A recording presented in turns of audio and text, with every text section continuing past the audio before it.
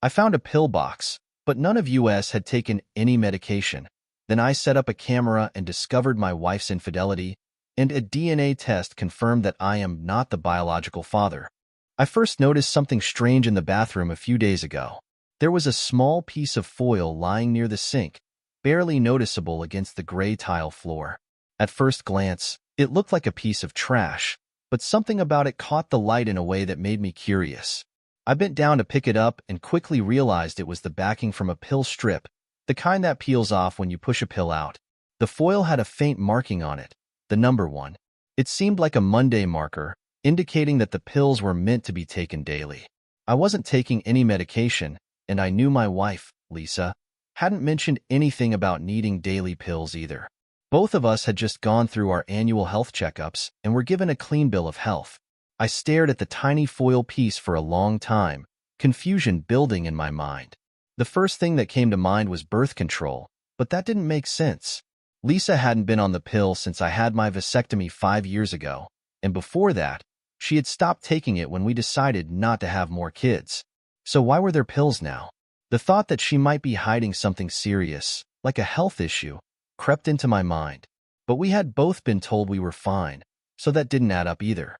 I decided to search the bathroom to see if there were more pills. After a few minutes, I found them, hidden in the bottom of an old hair dye box under the sink. The pills were the same brand of birth control she used to take before my vasectomy, which set off alarm bells in my head. Why would she be on birth control if I was supposed to be sterile? I sat down on the bathroom floor, my head spinning with possibilities. Lisa and I had been together for over 15 years.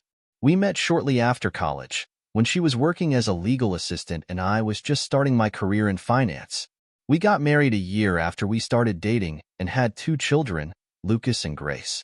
We always seemed like the perfect family from the outside. She had gone back to work after each child, and we even hired a nanny to help out while she worked.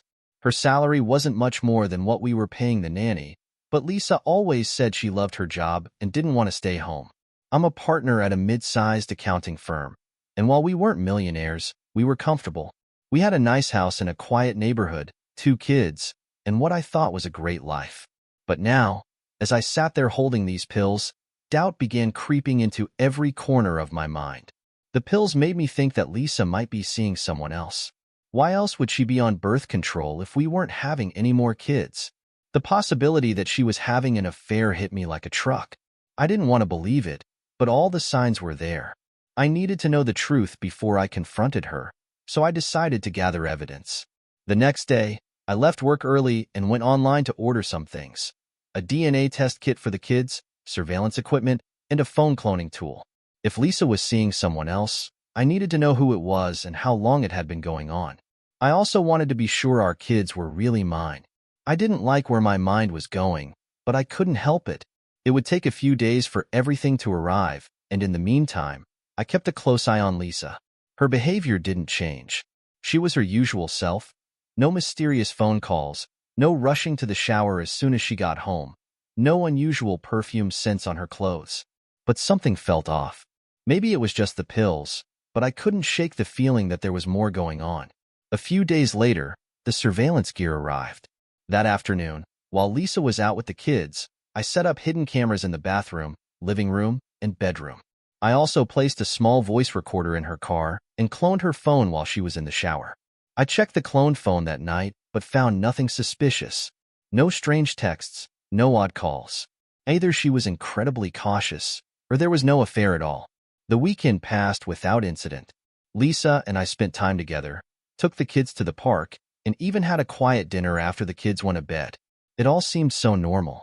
But on Monday morning, when Lisa left for work, I took the opportunity to review the footage from the cameras. The bathroom footage confirmed she was taking the pills, but the bedroom footage revealed something else. She was using a second phone. While I was cooking dinner on Saturday night, Lisa had taken a shower and sent messages from a phone I hadn't seen before. That phone wasn't in her bag, so she must have been hiding it somewhere. When I saw her put the phone back, I realized she was hiding it inside the air conditioning vent in our bedroom. I immediately checked the vent, but found it empty. She must have taken the phone with her to work. I knew that phone was key. If I could get my hands on it, I'd finally have the answers I needed. That night, After Lisa came home and took her usual shower, I went into our daughter Grace's room. The other side of the vent led into her room, so I carefully opened it and pulled out the phone. I took it to my office and quickly cloned it. After returning it to the vent, I sat with Grace for a few minutes as if everything were normal. I stroked her hair while she slept, my mind racing. By the time I went back to bed, Lisa was already asleep, unaware that her hidden phone had been compromised. The next morning, I finally had a chance to look through the cloned phone, and what I found confirmed my worst fears. The messages between Lisa and an unnamed contact detailed an ongoing affair. There were plans for secret meetups, intimate conversations, and even references to things about Lisa that only someone who had been with her for a long time would know. One of the messages referred to a weekend trip they had taken together while I had been away on a business trip last year.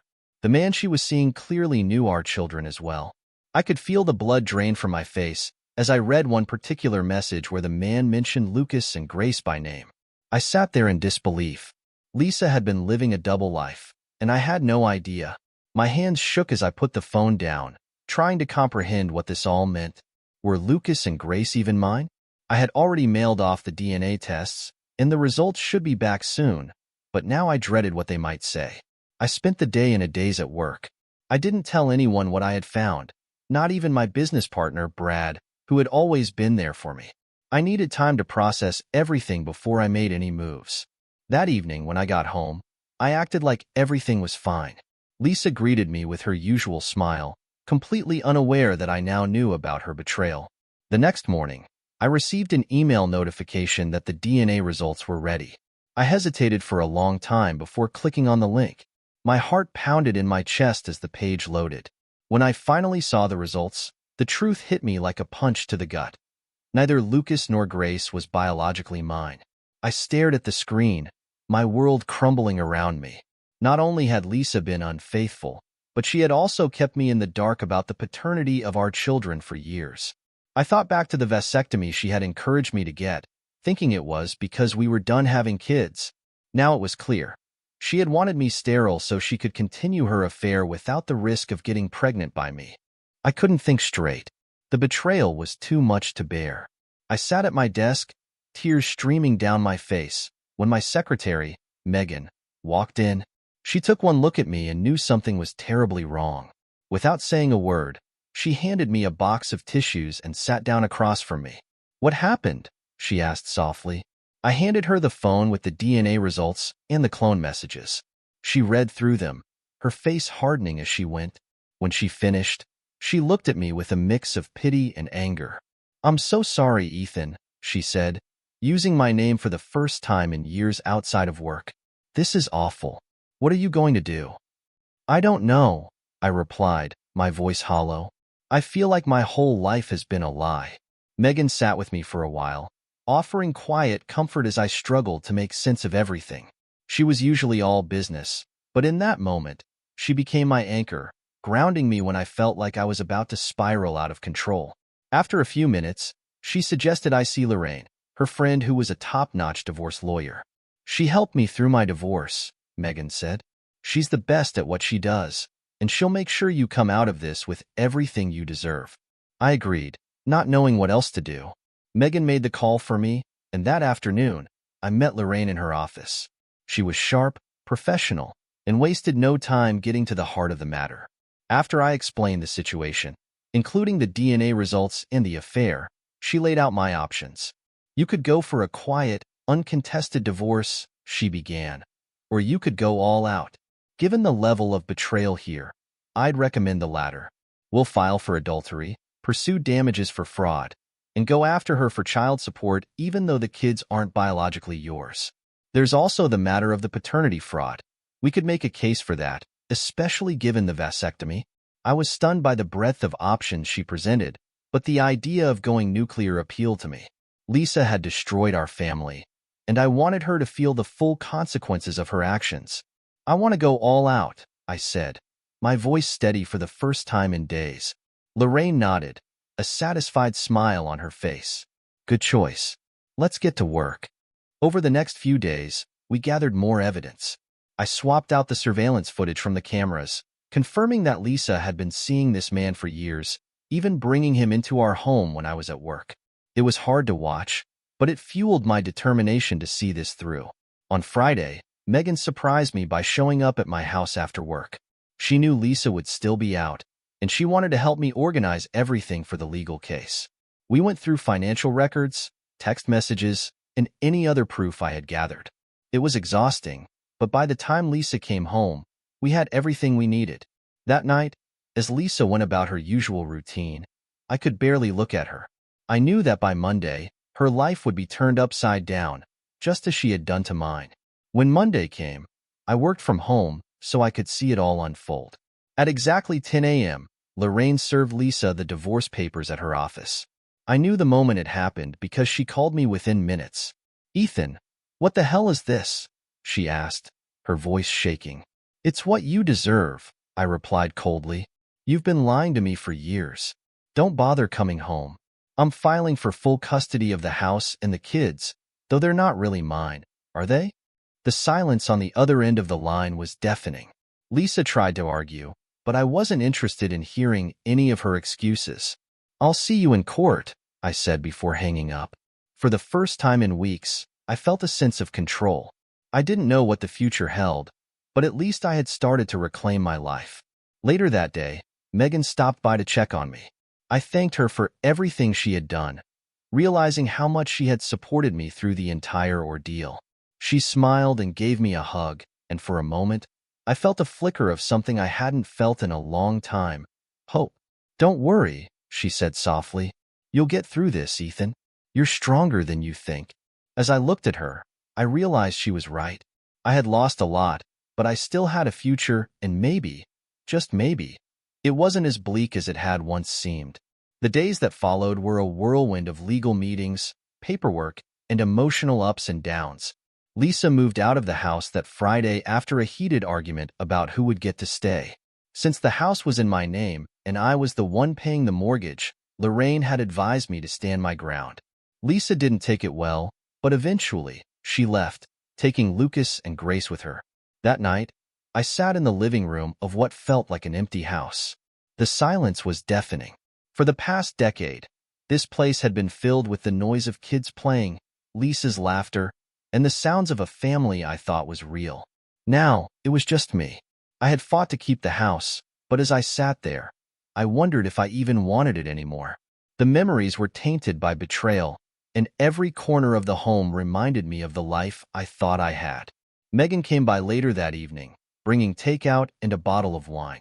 I hadn't asked her to come, but it didn't surprise me. She had become my lifeline over the past few weeks, always there when I needed someone to talk to, or when the loneliness crept in too deep. "You doing okay?" she asked as she set the food down on the coffee table. I shrugged.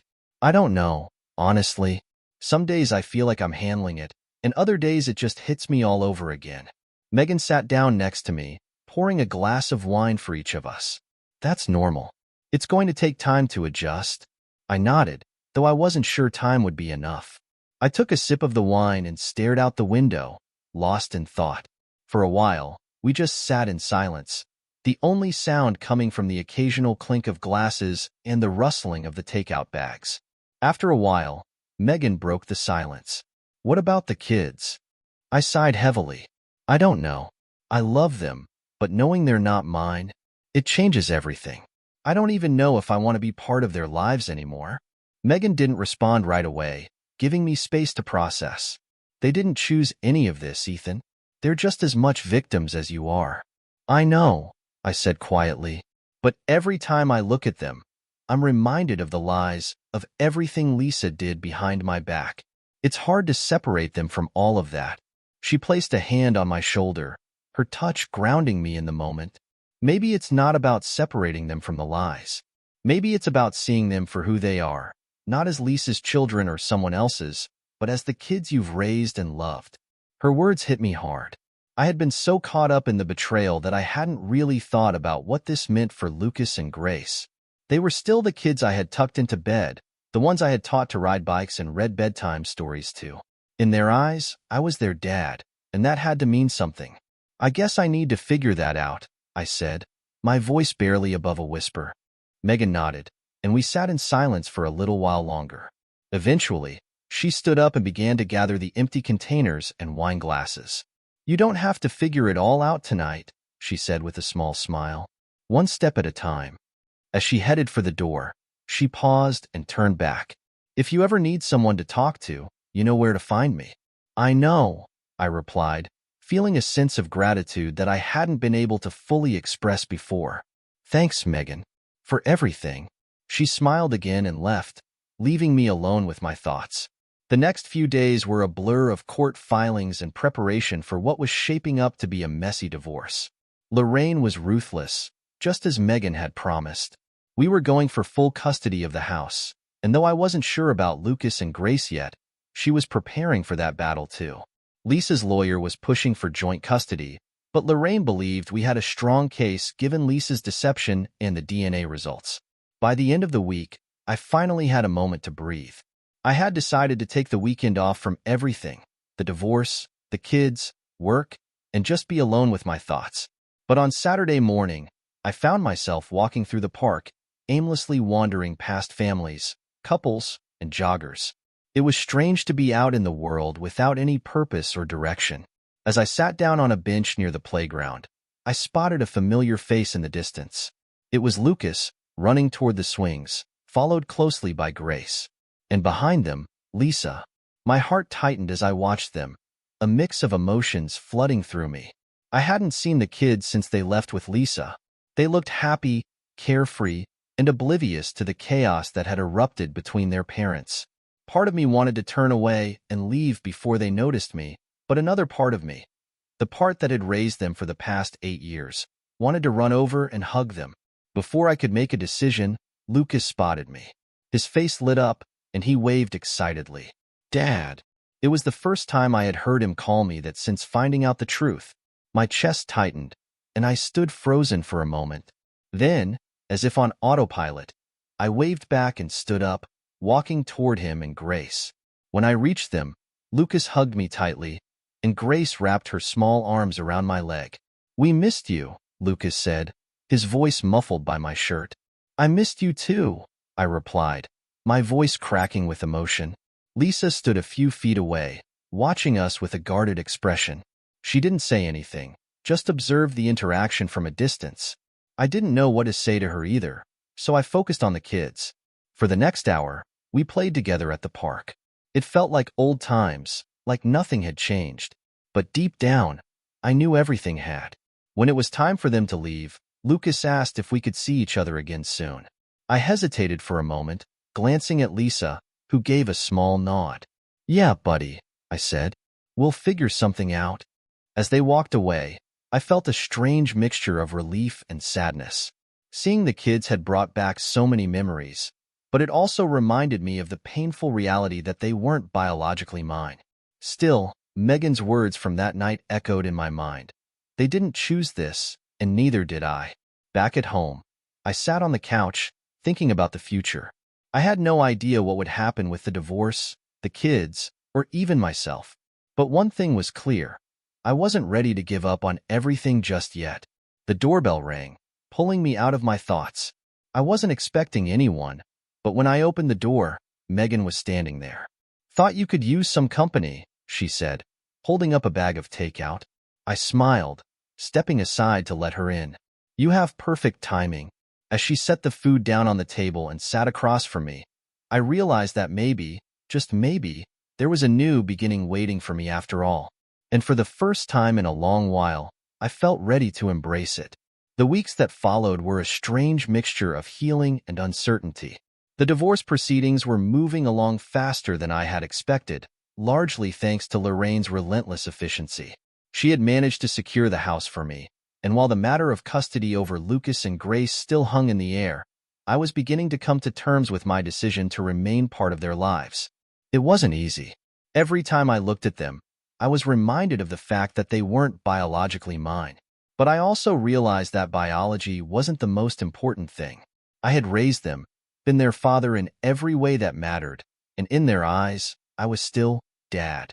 Lisa, on the other hand, had started fighting back. Her lawyer had filed a motion for joint custody, and though Lorraine was confident we would win, it meant that things were going to get ugly.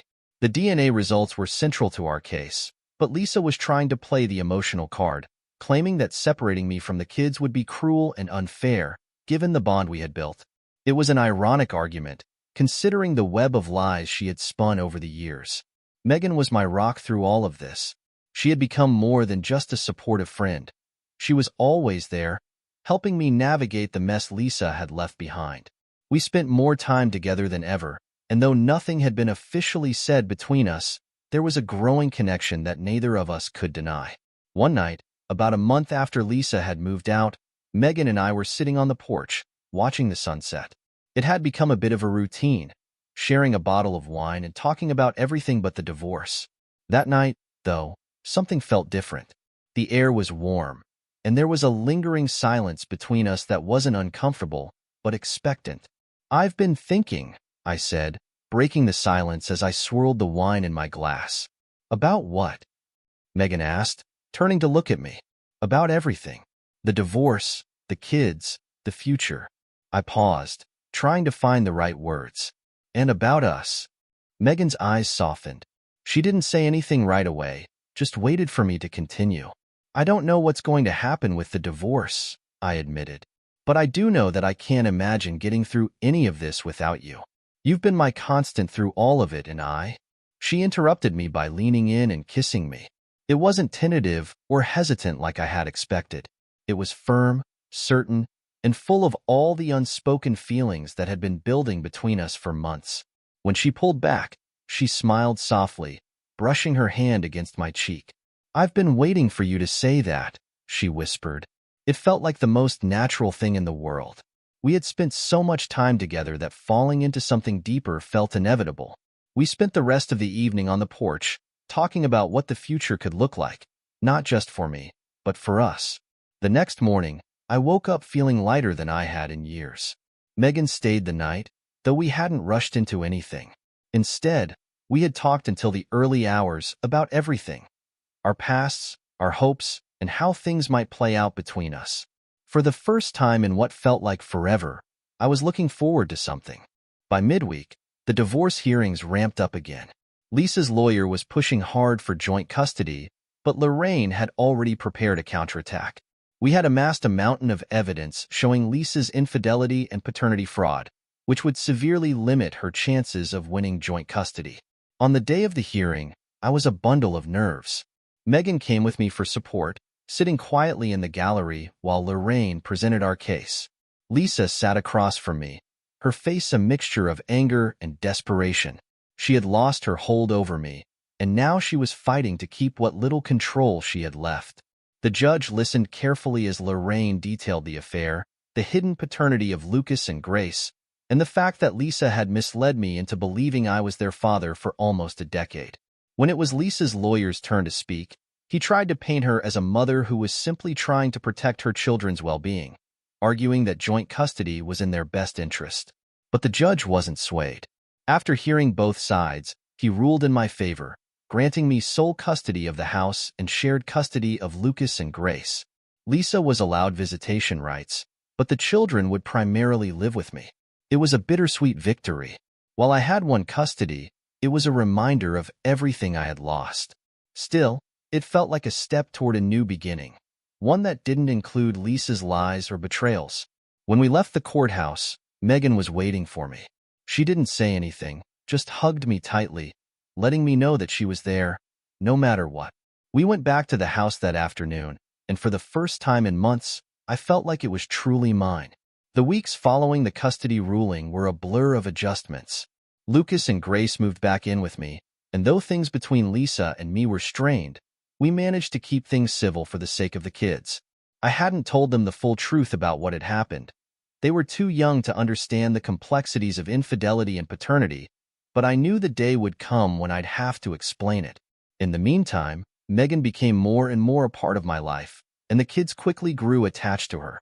We didn't rush things. Instead, we let the relationship evolve naturally. It wasn't long before Megan was staying over regularly, helping with the kids, and being the support system I didn't know I needed. One evening, as we were cleaning up after dinner, Grace asked Megan if she was going to stay with us forever. Megan glanced at me, her eyes wide with surprise. I smiled and nodded, silently telling her that I was ready for whatever came next. She knelt down beside Grace, brushing a strand of hair from her face. "We'll see, sweetie," Megan said gently, "but I'd love to stay." Grace beamed, and Lucas, who was sitting nearby, chimed in. "You should stay, Megan. We like having you here." I felt my heart swell. For so long, I had been consumed by the lies, the pain, and the betrayal. But now, standing in my kitchen with the woman who had been there through it all, and with the kids I had raised, I realized that I was building something new, something real. Later that night, after the kids were asleep, Megan and I sat on the porch again, watching the stars. The silence between us was different now, comfortable, peaceful, full of possibilities. "Do you ever think about what comes next?" I asked her, my hand resting on hers. "All the time," she replied, her voice soft. "And I like what I see." I smiled, squeezing her hand gently. "Me too." As we sat there, watching the stars twinkle in the sky, I realized that life had a way of working itself out. I had been through hell and back, but I had come out the other side stronger, wiser, and with someone by my side who made the future feel bright again. And for the first time in a long time, I was excited to see what came next. As the months passed, life settled into a new rhythm. The chaos of the divorce slowly faded into the background, replaced by a quiet sense of normalcy. Lucas and Grace adapted well to the new arrangement, and though they saw Lisa on weekends, our home had become their primary place of stability. Megan's presence in our lives grew naturally, and the kids adored her. She had a way of making everything feel seamless, from helping with homework to planning weekend trips to the lake. Watching her bond with Lucas and Grace made me realize just how lucky I was. What had started as a professional relationship had transformed into something deeper, and I knew I wouldn't have made it through without her. One evening, as the kids were playing outside, Megan and I sat on the couch, discussing their upcoming school year.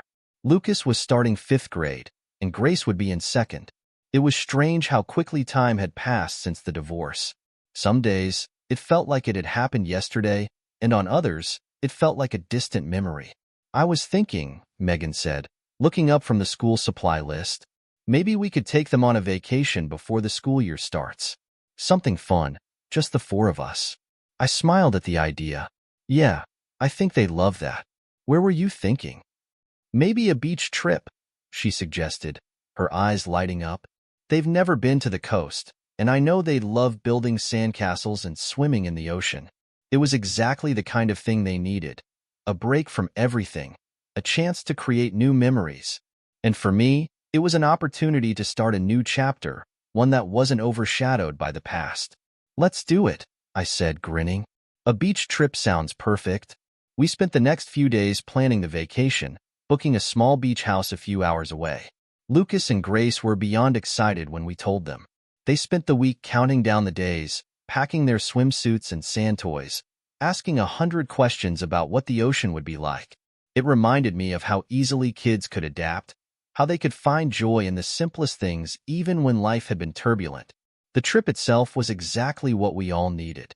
The beach house was small but cozy, nestled right along the shore, with a wide deck that looked out over the ocean. We spent our days playing in the sand, swimming in the warm water, and exploring the nearby town. At night, we'd sit on the deck, listening to the sound of the waves crashing against the shore. One evening, after the kids had fallen asleep, Megan and I sat on the deck, a gentle breeze blowing in from the ocean. The moon hung low in the sky, casting a soft glow on the water. It was peaceful, the kind of night where everything felt right. As I sat there, watching the waves, I couldn't help but reflect on how much had changed in such a short time. Just a year ago, my life had been falling apart. Now, I was sitting here with someone who had stood by me through the darkest moments, with 2 kids I loved more than anything. "You know," Megan said, breaking the silence, "I've been thinking about something." "What's that?" I asked, turning to face her. She hesitated for a moment, as if trying to find the right words. "This feels like a family. The way things are now, with you, me, Lucas, and Grace, it feels right. Like we're a team." Her words hit me in a way I hadn't expected. She was right. Despite everything we had been through, We had built something solid, something that felt like home. I took a deep breath, feeling the weight of her words settle over me. I've been thinking the same thing, I admitted. I wasn't sure how to say it, but you're right. This is a family. Megan smiled softly, her hand reaching for mine. So, what do you think comes next for us? I looked into her eyes, feeling the warmth of her hand in mine. I had spent so long unsure of what the future held, afraid to take any steps forward after everything I had been through. But now, sitting here with Megan, I knew exactly what I wanted. I think, I said slowly, that we make this official. She raised an eyebrow, her smile growing. Are you saying what I think you're saying? I nodded, my heart pounding in my chest. I'm saying I want you in my life, in their lives, for the long haul. I want us to be a real family, Megan. Her eyes softened, and she leaned in, kissing me gently. I want that too. For a moment, we sat there, the weight of the decision sinking in. This wasn't just about me and Megan anymore. It was about building a life together, one that included Lucas and Grace, one that was free from the lies and betrayals of the past. We spent the rest of the vacation savoring the moments, playing with the kids on the beach, sharing quiet conversations at night, and creating memories that would last a lifetime. When it was time to head back home, it didn't feel like the end of something. Instead, it felt like the beginning of a new chapter, one filled with hope and possibility. Once we were back, I knew it was time to take the next step. A few weeks later, on a quiet evening at home, I proposed to Megan. It wasn't elaborate or grand. It was simple, just the two of us in the living room after the kids had gone to bed. But it was perfect. She said yes, of course, and the relief I felt was unlike anything I'd ever experienced. As the months rolled on, we slowly began blending our lives. Megan moved in, and Lucas and Grace took to her fully. It didn't take long for them to start calling her Mom, which filled my heart with a joy I hadn't known I could feel again. And in return, Megan treated them like her own, with a love and care that was unwavering. Lisa, on the other hand, had started to fade into the background. She was still a part of the kids' lives, but her presence was distant. The bitterness that had once consumed her seemed to dissolve, and while things weren't exactly amicable, they were civil enough for the sake of the children. By the time Megan and I got married in a small ceremony with just close friends and family, it felt like we had truly left the past behind. The kids were thrilled, and seeing them there, standing with us as we said our vows, was the final piece of the puzzle.